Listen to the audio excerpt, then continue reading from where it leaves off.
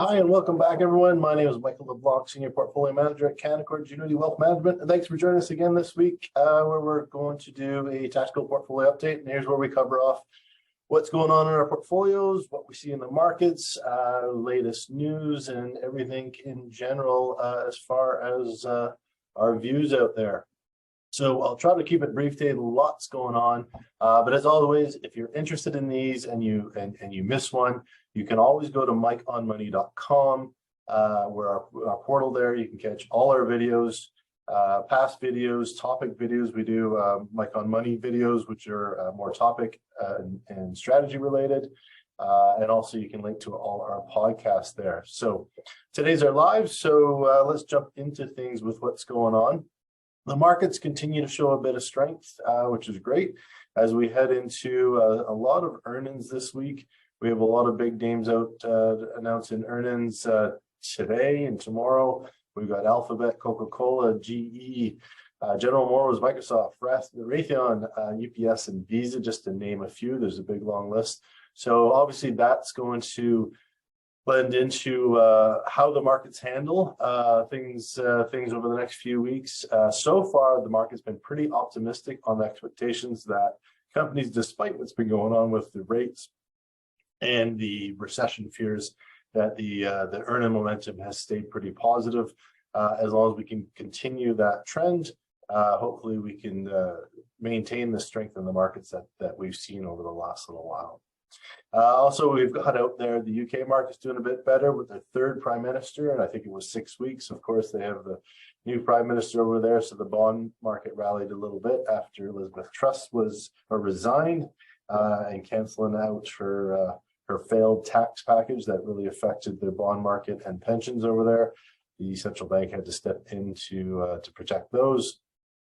So that stability helping overseas, which has also led to a little bit of strength in the pound, which really can only get better from here.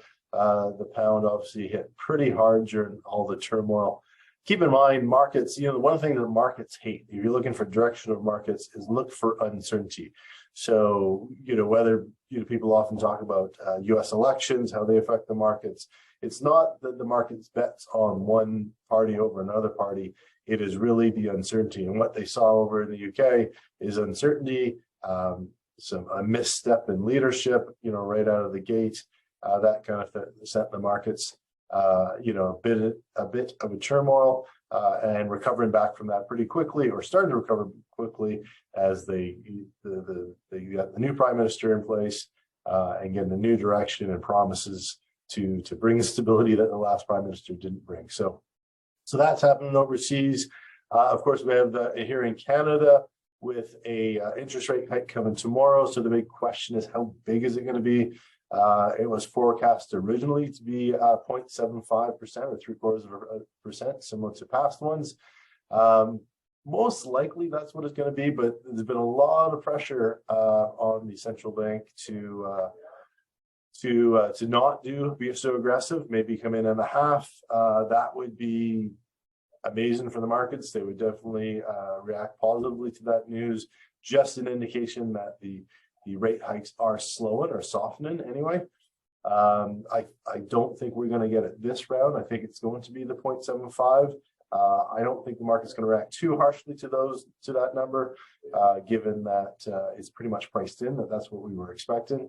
And then, of course, we have the bigger number coming out of the U.S. on November 1st, I think it is, 1st or 2nd, where they're going to announce their next hike. And basically the same situation down there, forecast 0.75, and see when or if they start to soften or change the outlook for the next hike, as we already have another hike priced into the markets at this point.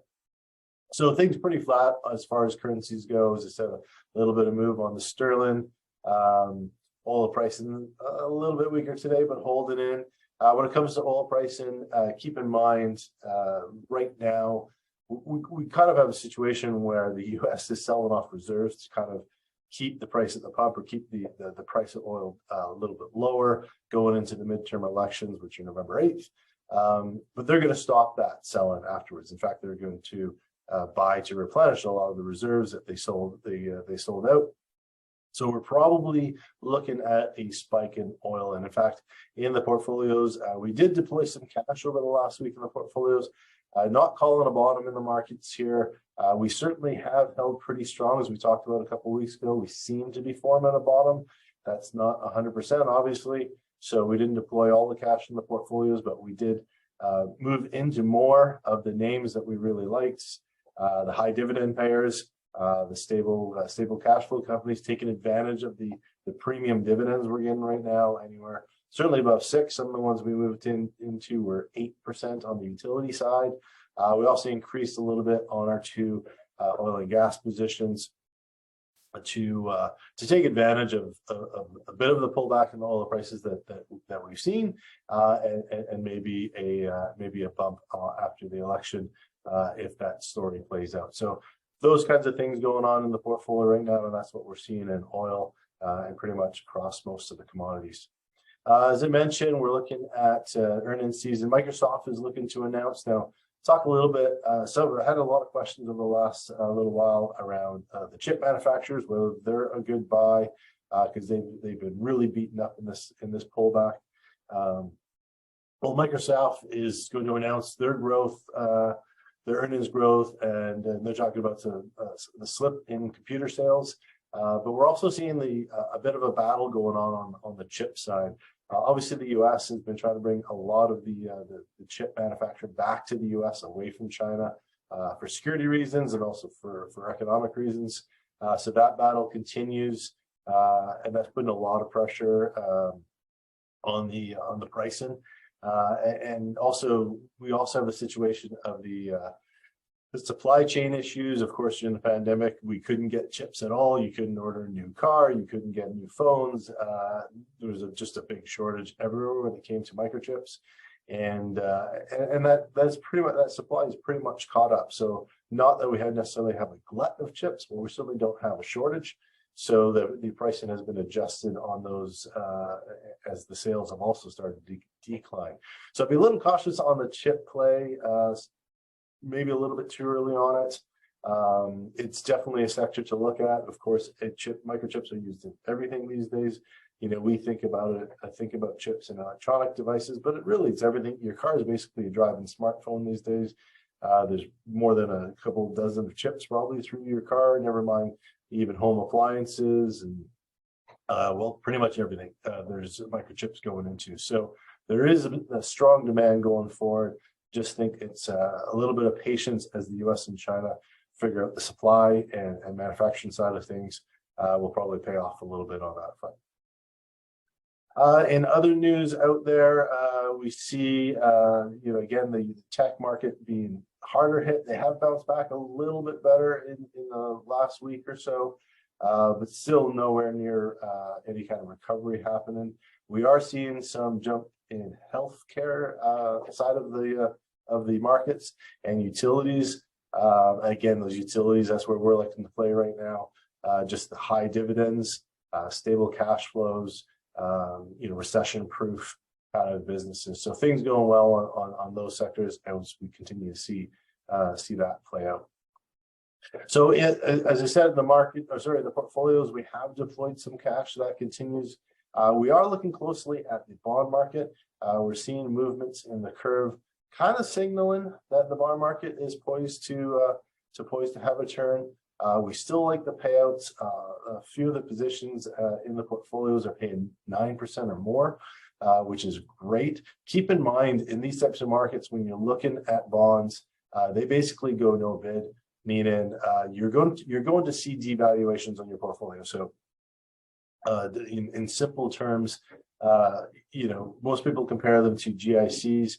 A GIC, you put in $10,000 and it shows $10,000 on your statement because you can't withdraw it. There's no fluctuation in value because you can't liquidate it, and you get your $10,000 plus interest at the end of the term. Bonds are the same thing. The only difference is bonds are liquid, meaning you can sell them into the market, which means they do fluctuate. And at a time like this, when there's no bid, meaning there's no buyers, if people force sell it or liquidate at fire sale prices, that's what you're going to see on your statement as far as the valuation goes. So your $10,000 bond might be showing up as $9,000. or 8,500 on the portfolio, but holding it will get you back to that 10,000 and collecting those yields along the way. And as I said, we've positioned the portfolios fairly strongly in the bond positions, paying north of 9, one just shy of 9. So still really healthy in there to collect those. Great to be paid while we're waiting through this volatility and taking advantage of really numbers we haven't seen in the better part of a decade or two. So things still moving strongly there. We're still expecting, though, that we'll see some interest rate cuts, that the central banks have been too aggressive. And will probably be, as I said, 0.75 is probably coming tomorrow. We'll probably continue to be overly aggressive, at least for this round, and another hike. And then into the new year, hopefully we see inflation completely roll over. We're already seeing great signs that inflation are turning, and that could lead us out of this downturn, and then go into some actual cuts in the new year. Not 0.75, maybe 0.25% would be great, and we'll start to see more steady growth coming out of the portfolios into 2023. As I said, taking advantage of the dividend yields through this quarter, and position us really well for the new year. So other things going on for year end in the portfolios. Keep in mind, we're going to be talking to anybody who hasn't topped up your TFSA. A great strategy, especially right now. TFSAs our tax-free savings account do allow you to pack away from the tax man.